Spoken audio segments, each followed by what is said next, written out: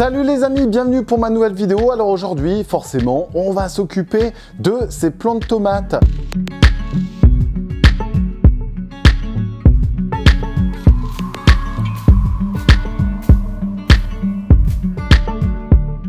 Il y a quelques semaines, je vous avais expliqué comment semer vos tomates dans des caissettes de semis. Donc là, ici, j'avais pris des jardinières, mais on peut prendre des grandes, des petites, enfin bref, ou même des pots pour pouvoir semer nos graines de tomates. Parce qu'elles ont besoin de chaleur et de lumière, du coup, on les a placées à l'intérieur. N'oubliez pas également qu'il faut penser à la température de fond. Donc la température de fond, c'est tout ce qui va se passer au niveau des racines.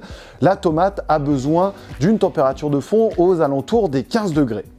Voilà, au bout de 12 à 15 jours, les premières graines se sont mises à germer et ensuite, forcément, la plante commence à se développer. La plante, plutôt la plantule. Donc là, ici, on est au stade feuille vraie et donc c'est le moyen, c'est l'indicateur pour pouvoir repiquer nos plants de tomates. Alors, si je regarde un petit peu ici, l'ensemble de mes variétés, donc j'en avais semé environ 4 par ligne. J'ai des lignes qui ont super bien marché et des variétés qui n'ont pas marché. Donc là, je vais voir un petit peu quelle est la cause. Donc là, ici, j'ai l'Evergreen, j'ai la Cordy Blue. Pourtant, ce sont des graines toutes fraîches de l'année dernière. Ce que je vais faire, c'est que je retenterai d'autres semis à plus grande échelle pour voir un petit peu le taux de germination. Enfin bref, là, aujourd'hui, on se consacre au repiquage.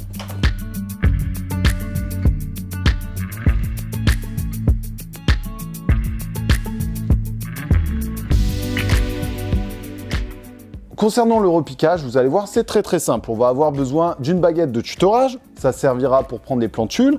Ensuite, on va avoir besoin de contenants. Donc là, ici, j'ai pris des plants packs. C'est un ensemble de 10 godets qui me permettra de faire variété par variété. Ça, c'est la première chose. Et ensuite, une autre chose à faire sur ces pots ou ces plants packs, ça va être de les nettoyer pour qu'il n'y ait pas de germes ou de parasites à l'intérieur. Ensuite, je vais continuer à faire les chromos pour sélectionner bien variété par variété. Et enfin, on va avoir besoin de terreau. Donc là, ici, je suis toujours sur le terreau Selmax Bio, qui est excellent justement pour le repiquage. Donc, on va utiliser celui-là. Il est à la fois drainant, rétenteur, il y a des fibres, donc impeccable pour la croissance de mes pieds. Alors, c'est parti! La première chose à savoir, c'est que quand on fait du repiquage, on vient arroser ces contenants avec la terre avant d'y mettre la plantule. Ça, c'est la règle d'or pour pouvoir faire justement le contact racine, terre et eau, comme je vous le dis à chaque fois. Alors, c'est parti. Je vais déjà en remplir 2. Ce sera déjà pas mal.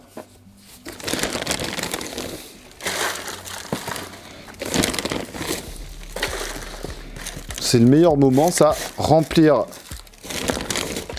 ces plants packs, ces pots, c'est trop cool. Voilà. Donc une fois qu'on a rempli, qu'on en a mis un petit peu plus que les contenants, on vient légèrement tasser, pas trop parce qu'avec le temps, de toute façon, ça se fera naturellement. Hop là! Et là, l'objectif pour cette année, c'est d'avoir 70 variétés différentes de pieds de tomates. Donc d'ailleurs, n'hésitez pas, si vous avez des variétés intéressantes, je suis preneur. Vous mettez ça dans la description de la vidéo et puis on essaiera d'échanger ensemble. Ou sinon, vous avez mon mail, theprofdortière@gmail.com. Alors forcément, après l'activité du repiquage, je vais continuer les semis avec des nouvelles variétés que j'ai récupérées d'un abonné follow. Donc vous allez pouvoir découvrir ça, ça s'appelle les tomates de 16. Il fait des super variétés et donc on va en semer encore une 50aine de variétés différentes. À vous de voir. Il y a également un Discord qui est présent. Donc vous retrouverez tout ça dans la description de la vidéo. Allez go! J'en ai déjà fait 2, un tassement correct. Je vais maintenant passer à l'arrosage et on se retrouve dans quelques secondes, le temps que je nettoie et que j'arrose pour pouvoir faire la suite. Allez, c'est parti!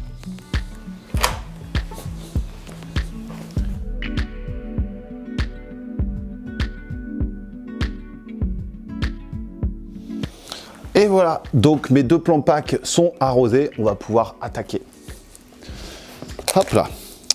Alors, une chose importante forcément pour éviter le mélange de ces variétés, c'est de respecter scrupuleusement les alignements qu'on a fait. Alors ici, je regarde, cerise rouge, bon, 0%, là c'est pas terrible, je vais vérifier ça. En revanche, la Costulo de Fiorentino, avec l'accent, elle nous a donné un 100%, donc je vais pouvoir repiquer. Donc là, je prends mon petit tuteur, je viens arracher sous la motte, hop, on nettoie un petit peu. Voilà, on y va délicatement. On a un beau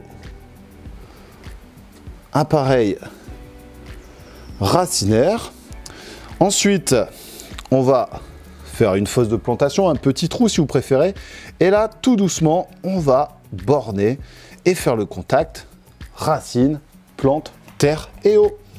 Allez, je continue avec ma deuxième. Voilà. Hop, parfait. On a vraiment des belles plantules. Alors, pourquoi faire un repiquage? Le repiquage va me permettre justement d'améliorer le chignon racinaire. Le chignon racinaire, c'est toute cette partie que l'on ne voit pas, qui est présente dans mon godet, et donc d'activer la rhizogénèse au niveau de ma plante. Et ça, c'est important parce que si on a une plante avec des bonnes racines, forcément, on va avoir une plante en très bonne santé. Donc là, j'ai bien mis l'étiquette. On va attaquer l'autre variété qui est Topaz. Donc là, ici, on est à 50%. Voilà. Et le tour est joué. J'attaque avec maintenant la joie de la table. Donc là, ici, 75%. C'est pas mal. Voilà. Et enfin, ici, on est sur de la Black Zebra. Une belle tomate, celle-là. Et voilà. Alors, ici, donc j'ai rempli quasiment mon plan pack. J'ai laissé une zone de vide, c'est pour m'éviter de mélanger mes variétés. Au cas où j'aurais pu mettre une étiquette par étiquette pour faciliter justement ici la reconnaissance. Cependant, c'est un moyen mémotechnique étant donné que j'en fais environ 500. Et c'est assez complexe quand on a autant de variétés. Donc là, ce que je vais faire, je vais reproduire la même chose sur l'intégralité de mes jardinières. Donc ça va nous faire quelques beaux plans pack. Donc ça va être chouette. Ensuite, je vais les replacer en intérieur pour éviter qu'elles aient froid dans la serre, parce qu'elles ont passé quand même pendant un certain temps à 18 degrés. Et enfin, dans très peu de temps, pour certaines, je les mettrai en pot pour la culture en pot. Et enfin, les autres, ils viendront sous la serre pour pouvoir être produites. Mais ça, on va attendre encore un petit peu. Comptez quasiment mi-mars, fin mars pour pouvoir les planter dans votre serre. Et pour le jardin, ça sera un peu plus tard. Donc là, ça va être à vous de jouer. N'oubliez pas de découvrir ma vidéo sur le semis de la tomate et toutes les autres au travers de ma chaîne The Prof Horty. On a également Twitter, Instagram et Facebook où vous allez pouvoir retrouver toutes les avancées jour par jour en photo. Enfin, n'hésitez pas à faire un petit pouce bleu et à partager la vidéo. Salut tout le monde!